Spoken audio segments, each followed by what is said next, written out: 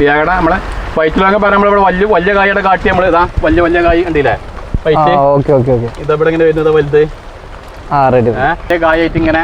അപ്പൊ ഫ്ലവർ ഇപ്പൊ ഈ വൈറ്റ് ഉണ്ട് ഇതാ ഇപ്പൊ വൈറ്റിൽ ഇങ്ങനത്തെ ഒരു കൊലത്തിൽ ഇപ്പൊ എത്ര കായ ഇപ്പൊ പിടിച്ചിട്ടുണ്ട്.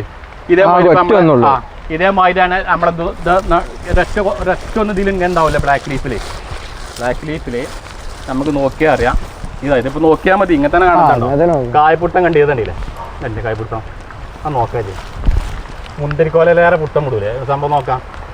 പിന്നെ അപ്പൊ ഏറ്റവും നല്ല എന്താ അറിയോ, ഒരു 4 മരം ഇപ്പൊ സൗകര്യമുള്ള തോട്ടം സെറ്റാക്കാൻ ഈ ഒന്നിൻ്റെ ആവശ്യമുള്ളുന്നുണ്ടെങ്കിൽ എങ്ങനെ അങ്ങനത്തെ നമ്മൾ സാധനം ഇപ്പം അതായത് ഇപ്പോൾ ഒരു ഏരിയയിൽ ഇപ്പോൾ ഫുള്ള് ഒരേ ഏരിയയിൽ നമ്മളിപ്പോൾ ലോങ് തന്നെ വെക്കുകയാണെങ്കിൽ ഇപ്പോൾ 4 മരം വെക്കുക കൂട്ടിക്കോളി തോട്ടം സെറ്റാക്കണമല്ലേ.